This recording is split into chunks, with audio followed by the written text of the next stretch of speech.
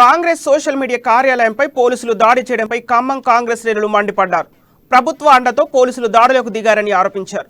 Party కార్యాలయం ఎదుట CM KCR దిష్టిబొమ్మను దగ్ధం చేశారు.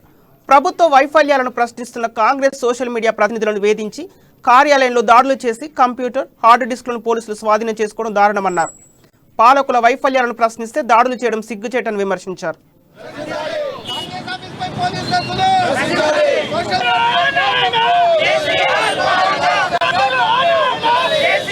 నిన్న సునీల్ కొనుగోలు నిర్వహిస్తున్నటువంటి కాంగ్రెస్ సోషల్ మీడియా కార్యాలయం మీద జరిగినటువంటి దాడికి నిరసనగా టీపీసీసీ, సిఎల్పి రెండు కూడా సంయుక్తంగా పిలుపు ఇచ్చిన మేరకు ఈరోజు ధర్నా కార్యక్రమం, అలాగే కేసీఆర్ దిష్టిబొమ్మ దానం చేయడం జరిగింది.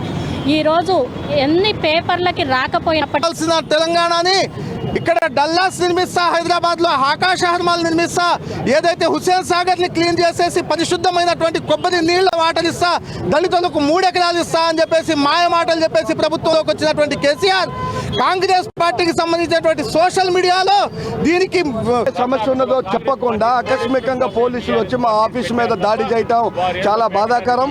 ఆటవిక పద్ధతి. ప్రజాస్వామ్యంలో ఒక జాతీయ పార్టీ కార్యాలయం పైన ఎటువంటి కవ్వింపులు లేకుండా, ఎటువంటి నోటీసులు లేకుండా రావటాన్ని కాంగ్రెస్ పార్టీ తీవ్రంగా ఖండిస్తా ఉన్నాం. ఇటువంటి చర్యలకు పాల్పడితే భవిష్యత్తులో కాంగ్రెస్ కార్యకర్తలు మీకు బుద్ధి చెప్పడానికి సిద్ధంగా ఉన్నారు. నీ దిష్టి బొమ్మను తగలబెట్టడం కాదు.